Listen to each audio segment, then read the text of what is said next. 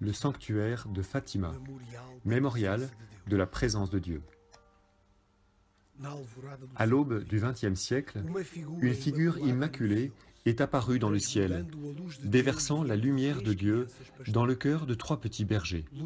Lucie, Francisco et Jacinta ont vu, entourée d'une lumière plus brillante que le soleil, la Mère de Dieu. Elle leur demande s'ils veulent, par leur vie, conduire le monde à la conversion. Telle une école dont la maîtresse était la Vierge Marie, une relation d'accompagnement progressif a commencé le 17 mai 1917, s'approfondissant de mois en mois jusqu'au 13 octobre, quand 70 000 personnes se sont trouvées en présence d'un phénomène connu sous le nom du miracle du soleil.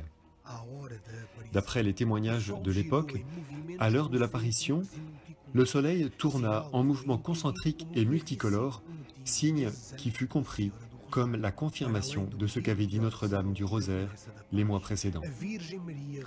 En plus de demander, de prier et de promettre la paix, la Vierge Marie révéla un secret composé de 3 parties et qui conduit les enfants à être apôtres d'un message qui continue à assurer de la présence de Dieu dans le monde d'aujourd'hui.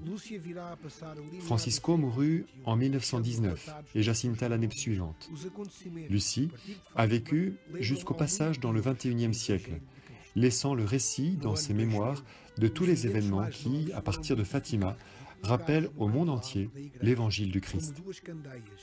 En 2009, les 2 voyants les plus jeunes ont été béatifiés et placés sur le grand chandelier de l'église comme 2 lumières que Dieu a allumées pour éclairer l'humanité.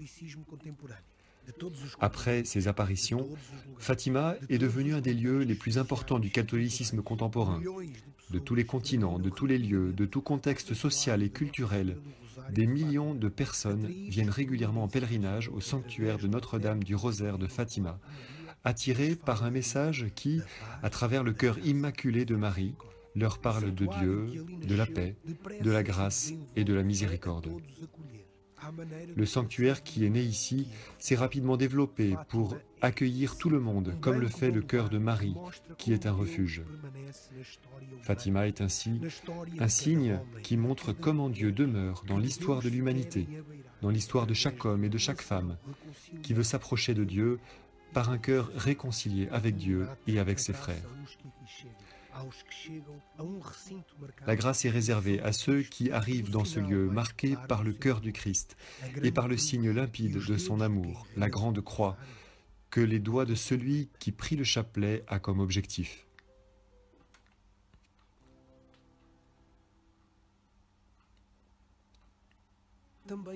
Les papes eux-mêmes ont fait de ce lieu un espace privilégié, se faisant pèlerins, buvant à ce message de paix que la Vierge a transmis d'abord à 3 enfants, puis aux foules innombrables, leur enseignant à prier, à croire et à aimer.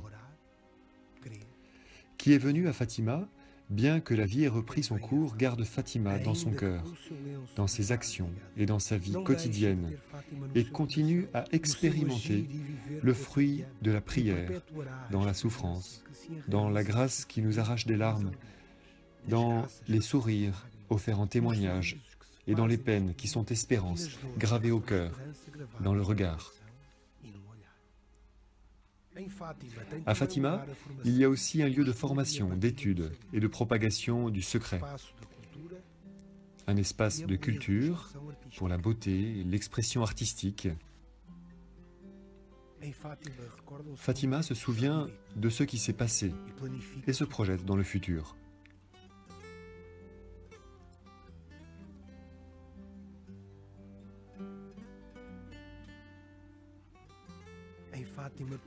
À Fatima, tout le monde prie pour tous, pour le monde entier.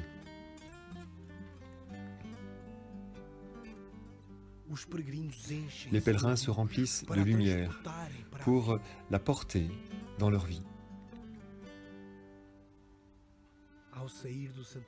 En quittant le sanctuaire de Fatima, le pèlerin, muni d'un foulard blanc, signe de la paix annoncée par la Dame, laisse un lieu mémorial de la présence de Dieu, beau et miséricordieux. Et le pèlerin se tourne vers le ciel, où il reverra cette présence.